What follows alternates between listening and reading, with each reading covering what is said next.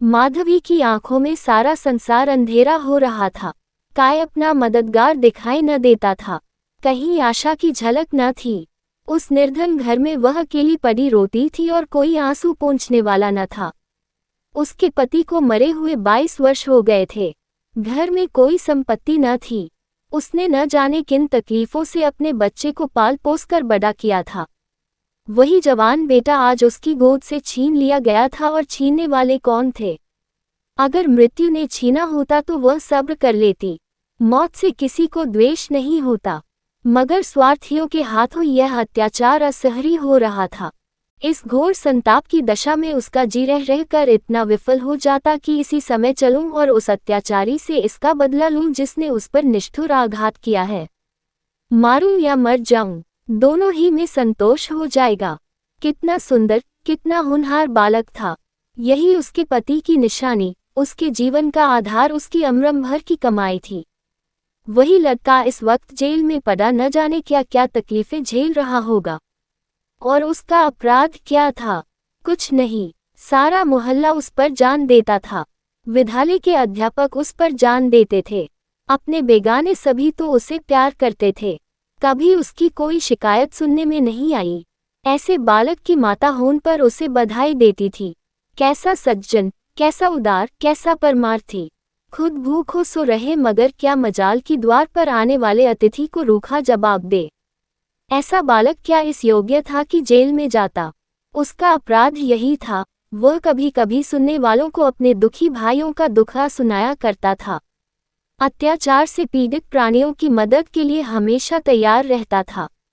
क्या यही उसका अपराध था? दूसरों की सेवा करना भी अपराध है। किसी अतिथि को आश्रय देना भी अपराध है। इस युवक का नाम आत्मानंद था। दुर्भाग्यवश उसमें वे सभी सद्गुण थे जो जेल का द्वार खोल देते हैं। वह निर्भीक था, स्पष्टवादी था, साहसी था, स्वदेश प्रेमी था, निस्वार्थ था, कर्तव्यपरायण था।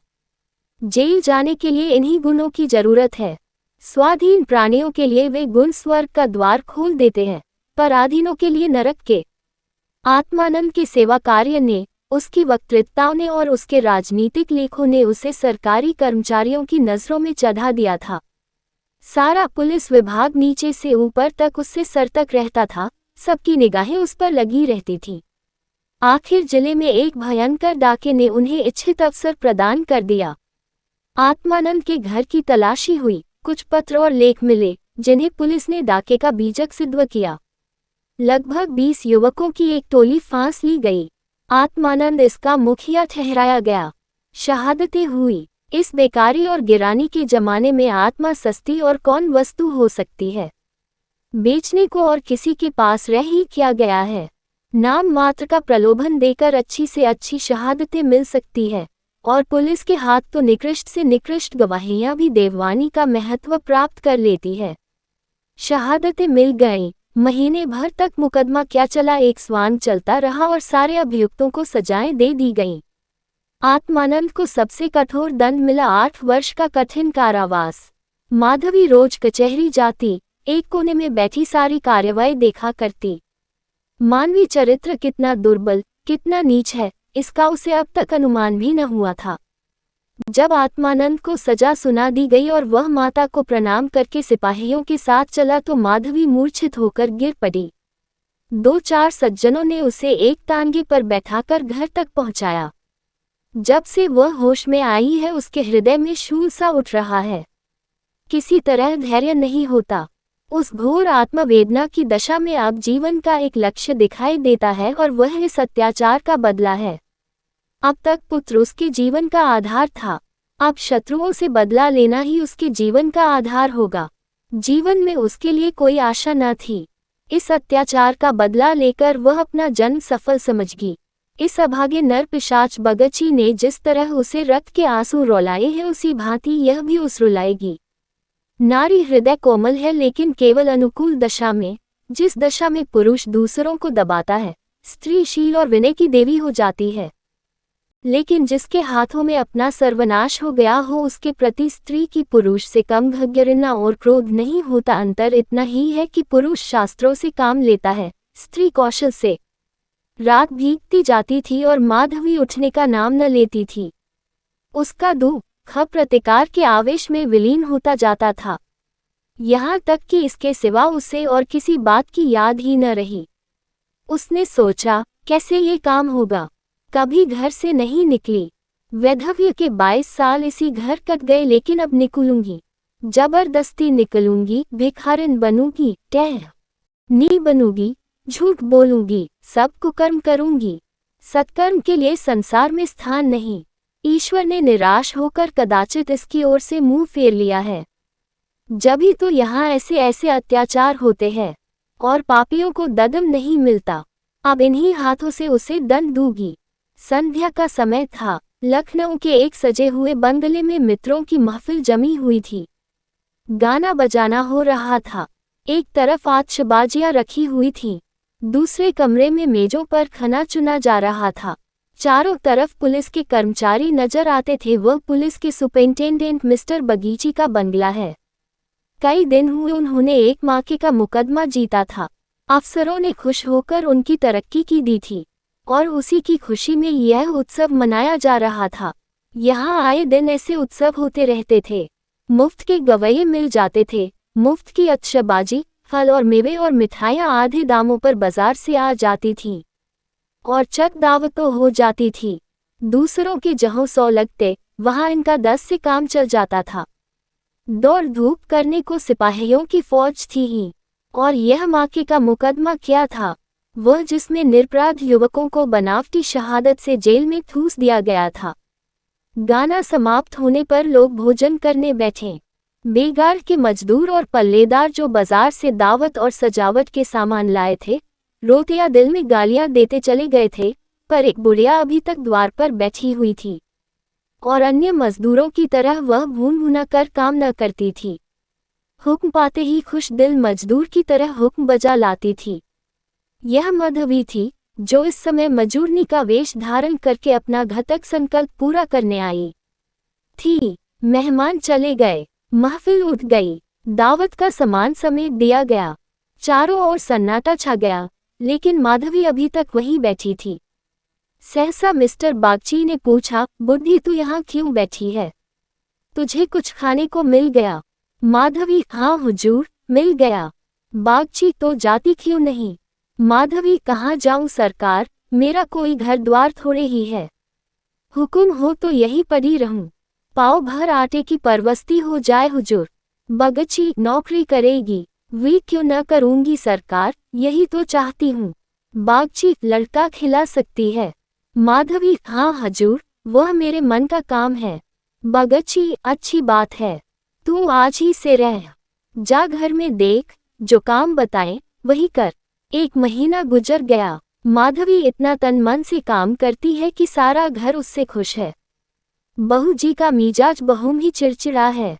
वह दिन भर खाट पर पड़ी रहती है और बात बात पर नौकरों पर झल्लाया करती है, लेकिन माधवी उनकी घुड़कियों को भी सहर्ष सह लेती है।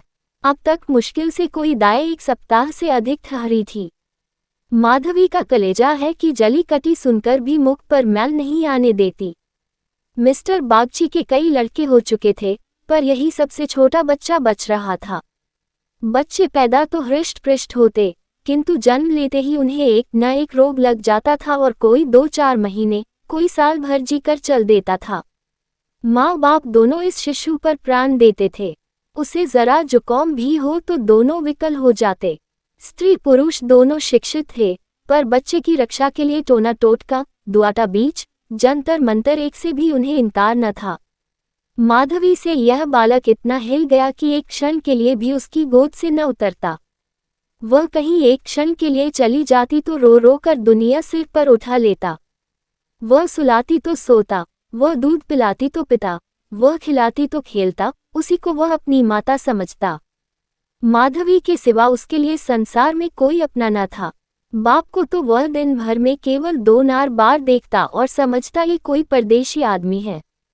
माँ आलस्य और कमजारी के मारे गोद में लेकर टहल न सकती थी।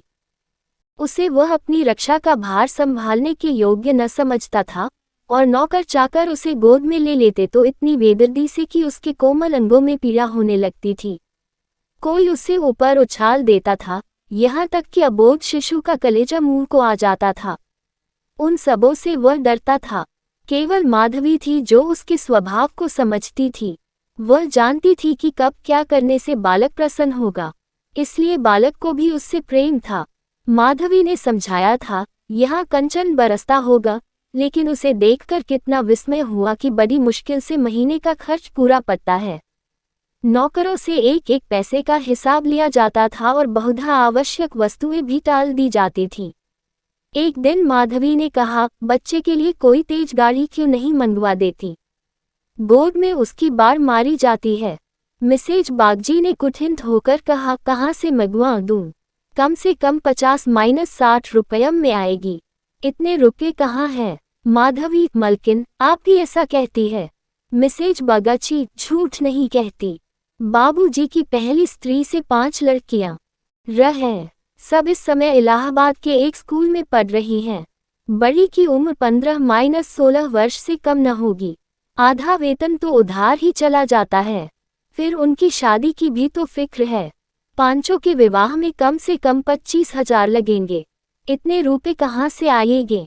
मैं चिंता के मारे मरी जाती हूँ। मुझे कोई दूसरी बीमारी नहीं है, केवल चिंता का रोग है। माधवी, घूस भी तो मिलती है। मिसेज बागची, बूढ़ी, ऐसी कमाई में बरकत नहीं होती। यही क्यों, सच पूछो तो इसी घूस ने हमारी ये दुर्गति कर रखी है। क्या जाने औरों को कैसे हजम होती है। यहाँ तो जब ऐसे रुपए आते हैं तो कोई न कोई नुकसान भी अवश्य हो जाता है। एक आता है तो 2 लेकर जाता है। बार बार मना करती हूँ, हराम की कौड़ी घर में न लाया करो, लेकिन मेरी कौन सुनता है। बात ये थी कि माधवी को बालक से स्नेह होता जाता था। उसके अमंगल की कल्पना भी वह न कर सकती थी। वह अब उसी की नींद सोती और उसी की नींद जागती थी। अपने सर्वनाश की बात याद करके एक क्षण के लिए बागची पर क्रोध तो हो आता था और घाव फिर हरा हो जाता था, पर मन पर कुत्सित भावों का आधिपत्य न था। घाव भर रहा था, केवल ठेस लगने से दर्द हो जाता था। उसमें स्वन्य टीस या जलन न थी। इस परिवार पर अब उसे दया आती थी। सोचती, बेचारे ये छीन झपट न करे तो कैसे गुजर हो। लड़कियों का विवाह कहाँ से करेंगे? स्त्री को जब देखो बीमार ही रहती है। उन पर बाबूजी को एक बोतल शराब भी रोज चाहिए। ये लोग स्वयं अभागे हैं। जिसके घर में 5-5 कुंवारी कन्याएं हों, बालक होकर मर जाते हों, घर नीदा बीमार रहती हो, स्वामी शराब का तली हो, उस पर तो यूं ही ईश्वर का कोप है। इनसे तो मैं अभागिन ही अच्छी। दुर्बल बालकों के लिए बरसात बुरी बला है। कभी खांसी है, कभी ज्वर, कभी दस्त। जब हवा में ही शीत भरी हो तो कोई कहाँ तक बचाए। माधवी एक दिन अपने घर चली गई थी। बच्चा रोने लगा तो माँ ने एक नौकर को दिया, इसे बाहर बहला। नौकर ने बाहर ले जाकर हरी हरी घास पर बैठा दिया। पानी बरसकर निकल गया था। भूमि गीली हो रही थी। कहीं कहीं पानी भी जमा हो गया था। बालक को पानी में छपके लगाने से ज्यादा प्यारा और कौन खेल हो सकता है। खूब प्रेम से उमंग कर पानी में लौटने लगा नौकर बैठा और आदमियों के साथ गपशप करता घंटों गुजर गए। बच्चे ने खूब सर्दी खाई। घर आया तो उसकी नाक बह रही थी। रात को माधवी ने आकर देखा तो बच्चा खांस रहा था। आधी रात के करीब उसके गले से खुरखुर की आवाज निकलने लगी। माधवी का कलेजा सन से हो गया। स्वामिनी को जगाकर बोली, देखो तो बच्चे को क्या हो गया है। क्या सर्दी वर्दी तो नहीं लग गई? हाँ, सर्दी ही मालूम होती है। स्वामिनी हकपका कर उठ बैठी और बालक की खुरखराहट सुनी तो पांव तलेज में निकल गई। ये भयंकर आवाज उसने कई बार सुनी थी और उसे खूब पहचानती थी। व्यग्र होकर बोली, जरा आग जलाओ। थोड़ा सा तंग आ गई। आज कहार जरा देर के लिए बाहर ले गया था, उसी ने सर्दी में छोड़ दिया होगा। सारी रात दोनों बालक को सेंकती रहीं। किसी तरह सवेरा हुआ। मिस्टर बागची को खबर मिली तो सीधे डॉक्टर के यहाँ दौड़े। खैरियत इतनी थी कि जल्द एहतियात की गई। 3 दिन में अच्छा हो गया, लेकिन इतना दुर्बल हो गया था कि उसे देखकर डर लगता था। सच पूछो तो माधवी की तपस्या ने बालक को बचाया। माता पिता सो जाता, किंतु माधवी की आंखों में नींद न थी। खाना पीना तक भूल गई। देवताओं की मनौतियां करती थी, बच्चे की बलाएं लेती थी, बिल्कुल पागल हो गई थी। ये वही माधवी है जो अपने सर्वनाश का बदला लेने आई थी। अपकार की जगह उपकार कर रही थी, विष पिलाने आई थी, सुधा पिला रही थी। मनुष्य में देवता कितना प्रबल है। प्रातःकाल का समय था। मिस्टर बागची शिशु के झूले के पास बैठे हुए थे। स्त्री के सिर में पीड़ा हो रही थी। वही चारपाई पर लेटी हुई थी और माधवी समीप बैठी बच्चे के लिए दूध गर्म कर रही थी। सहसा बागची ने कहा, बूढ़ी, हम जब तक जिएंगे तुम्हारा यश गाएंगे। तुमने बच्चे को जिला लिया। स्त्री ये देवी बनकर हमारा कष्ट निवारण करने के लिए आ गई। यह न होती तो न जाने क्या होता। बूढ़ी, तुमसे मेरी एक विनती है। यूं तो मरना जीना प्रारब्ध के हाथ है, लेकिन अपना अपना पौरा भी बड़ी चीज है। मैं अभागिनी हूँ। अब कि तुम्हारे ही पुण्य प्रताप से बच्चा संभल गया। मुझे डर लग रहा है कि ईश्वर इसे हमारे हाथ से छीन न ले। सच कहती हूँ बूढ़ी, मुझे इसका गोद में लेते डर लगता है। इसे तुम आज से अपना बच्चा समझो। तुम्हारा होकर शायद बच जाए। हम अभागे हैं, हमारा होकर इस पर नित्य कोई न कोई संकट आता रहेगा। आज से तुम इसकी माता हो जा। तुम इसे अपने घर ले जाओ, जहाँ चाहे ले जाओ। तुम्हारी गोद में देर मुझे फिर कोई चिंता न रहेगी। वास्तव में तुम ही इसकी माता हो, मैं तो राक्षसी हूँ। माधवी, बहू जी, भगवान सब कुशल करेंगे। क्यों जी इतना छोटा करती हो? मिस्टर बागची, नहीं नहीं बूढ़ी माता, इसमें कोई हरज नहीं है। मैं मस्तिष्क से तो इन बातों को ढकोसला ही समझता हूँ, लेकिन हृदय से इन्हें दूर नहीं कर सकता। मुझे स्वयं मेरी माताजी ने एक धाबिन के हाथ बेच दिया था। मेरे 3 भाई मर चुके थे। मैं जो बच गया तो माँ बाप ने समझा बेचने से ही इसकी जान बच गई। तुम इस शिशु को पालो पासो, इसे अपना पुत्र समझो। खर्च हम बराबर देते रहेंगे, इसकी कोई चिंता मत करना। कभी कभी जब हमारा जी चाहेगा आकर देख लिया करेंगे। हमें विश्वास है कि तुम इसकी रक्षा हम लोगों से कहीं अच्छी तरह कर सकती हो। मैं कुकर्मी हूँ। जिस पेशे में हूँ उसमें कुकर्म के बगैर काम नहीं चल सकता। झूठी शहादतें बनानी ही पड़ती है, निरपराधों को फंसाना ही पड़ता है। आत्मा इतनी दुर्बल हो गई है कि प्रलोभन में पड़ ही जाता हूँ। जानता ही हूँ कि बुराई का फल बुरा ही होता है, पर परिस्थिति से मजबूर हूँ। अगर न करूँ तो आज नालायक बनाकर निकाल दिया जाऊँ। अंग्रेज हजारों भूल करें, कोई नहीं पूछता। हिंदुस्तानी एक भूल भी कर बैठे तो सारे अफसर उसके सिर हो जाते हैं। हिंदुस्तानियत को दोष मिटाने के लिए कितनी ही ऐसी बातें करनी पड़ती है जिनका अंग्रेज के दिल में कभी ख्याल ही नहीं पैदा हो सकता। तो बोलो, स्वीकार करती हो?